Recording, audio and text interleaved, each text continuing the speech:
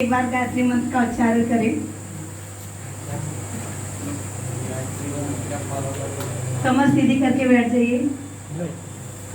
ओम भूर्भुवस्सुः तत्सवितुर्वरेण्यं भर्गो देवस्य धीमहि धियो यो नः प्रचोदयात्। मैं जब से यहाँ पे आई हूँ और मुझे ये लगा कि मैं वास्तव में शांति कुंज में बैठी हुई हूँ। जो मुझे आभास हुआ, महसूस हुआ, मैं वहाँ बैठे बैठे 2 बार रोई हूँ और परम पूज्य गुरुदेव से प्रार्थना किया कि मुझे वहाँ तक पहुँचा कि मैं अपने भाव को व्यक्त कर सकूँ। ये आप लोग का परम सौभाग्य है जो आप लोग परम पूज्य गुरुदेव से जुड़े और देवा भैया के जरिए जुड़े। ये समझ लीजिए कि जो भी छोटा बड़ा गांव, ये तो मैं नहीं जानती, लेकिन इस गांव का निचोड़ आप लोग हो। इस गांव का निचोड़ हो जो परम पूज्य गुरुदेव ने अपने मिशन के लिए, अपने काम के लिए आप लोगों को चुना है। जो भी यहाँ उपस्थित है, आप लोग इतने आसानी से नहीं आए हो। पूर्व जन्म में परम पूज्य गुरुदेव से आपका बहुत गहरा संबंध है, बहुत गहरा संबंध है। जितने भी लोग बैठे हैं, मैं तो काउंट नहीं कर सकती कितने लोग हैं, लेकिन इतने से लाखों करोड़ों तक जो है संख्या बढ़ती जाएगी परम पूज्य गुरुदेव के मिशन के लिए, जो मुझे महसूस हो रहा है। और इतनी मेरी प्यारी अच्छी अच्छी बहनें हैं जो परम पूज्य गुरुदेव के काम के लिए, मिशन के लिए एकदम नम्रता से भावपूर्ण बैठी हुए हैं और जो भी कर्मकांड है उसको करा भी रहे हैं और खुश भी हैं, तालीम भी हैं। और गुरुदेव के मिशन के लिए जो ये कार्य कर रहे हैं, इनकी रुचि भी मुझे लग रही है। इस बच्ची ने एक भजन गाया जो मुझे बहुत अच्छा लगा। तुम हमारे थे गुरुजी, तुम हमारे ही रहोगे। तुम हमारे थे गुरुजी, तुम हमारे हो और तुम हमारे ही रहोगे। ये गाना, ये भजन मुझे रुला दिया। जैसे जितने बच्चे होते हैं अपने माँ बाप के संपर्क में होते हैं, बैठते हैं, लेकिन हर बच्चा अपने माँ बाप को महसूस नहीं कर पाता। मैं ये भी कहूँगी, महसूस कर भी पाता, नहीं भी कर पाता। महसूस तब करता है जब उसको ज़रूरत होती है माँ बाप की, चाहे पैसे की, चाहे खाने की, चाहे जिस चीज़ की ज़रूरत होती है वो माँ बाप को महसूस करता है। लेकिन वही बच्चे जब बड़े हो जाते हैं ना, तो अपने माँ बाप की भावनाओं को नहीं समझ पाते, नहीं महसूस करना चाहते। लेकिन माँ बाप एक ऐसे हैं जो जब तक जिंदगी रहती है, बच्चे कितने भी लायक नालायक होते हैं, लेकिन उनको महसूस करते हैं ये हमारा बच्चा है। उनकी भावना उनके प्रति हमेशा वैसी ही रहती है, लेकिन बच्चों की भावना माँ बाप के प्रति हमेशा वैसी नहीं रहती है। क्यों? भटकाव, अज्ञानता, जो आप लोग भटक चुके हैं। आप लोग को तो नहीं कह रही हूँ, लेकिन एक आप लोग मेरे सामने हैं तो आप लोग को माध्यम बनाकर ही बोलती हूँ कि सबसे पहला हमारा जो हमको शिक्षा मिलती है, प्रथम पाठशाला वो घर होता है। इसके बाद हम स्कूल में जाते हैं, क्योंकि जो हमारे अंदर संस्कार सबसे पहले भरते हैं वो माँ बाप के जरिए हमारे अंदर भरते हैं। इसीलिए हम उनका सम्मान करें और हमेशा सम्मान करें। आप किसी भी स्टेज पे बहुत ही ऊंचे लेवल तक ले जाओ, लेकिन उनका आशीर्वाद लेकर ही जाओ, क्योंकि उनके आशीर्वाद से आप जहां तक पहुंच सकते हो आप कल्पना भी नहीं कर सकते हो। और रही बात हमारी, एक मैंने कविता पढ़ी थी, एक लाइन मुझे याद है, नारी गीता रामायण नारी ममता का दर्पण है।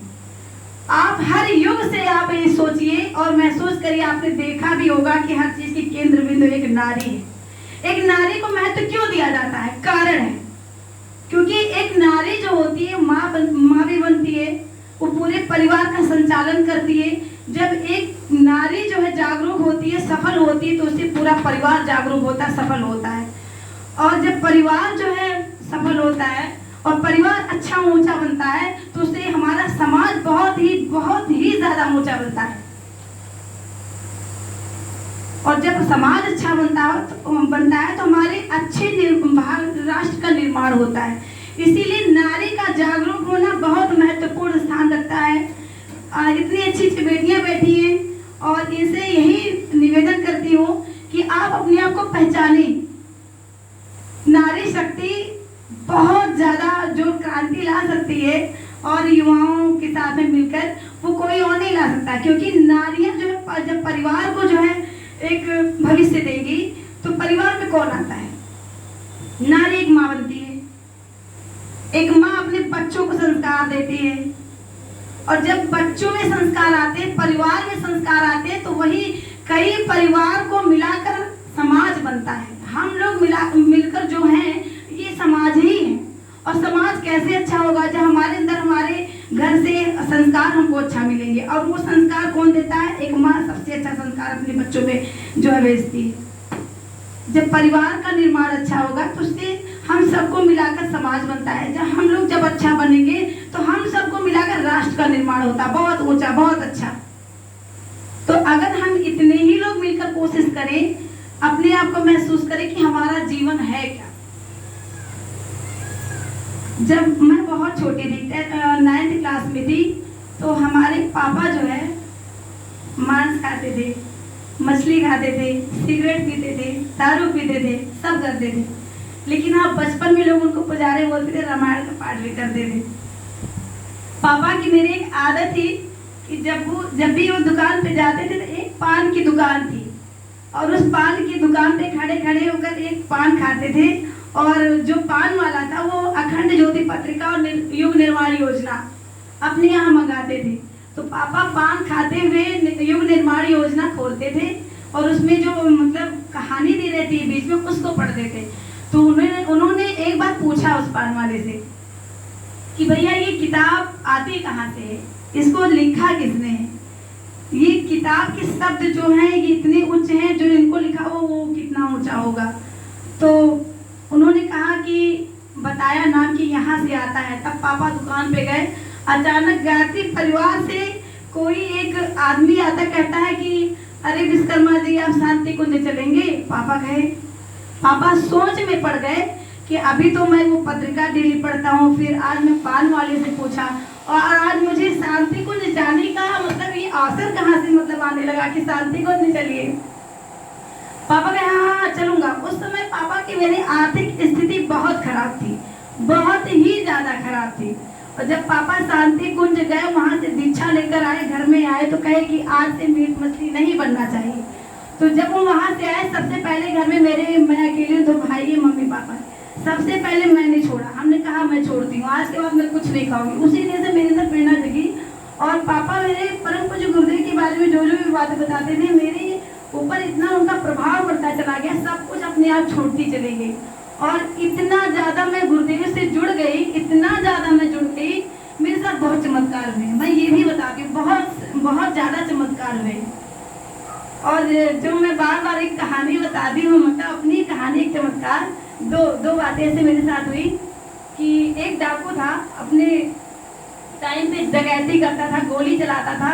वो काफी सालों बाद पापा की दुकान पे आके बैठा, और पापा मेरे डर गए कि इतना बड़ा डाकू मेरी दुकान पे क्यों आया है, और लोग के पास क्यों नहीं गया।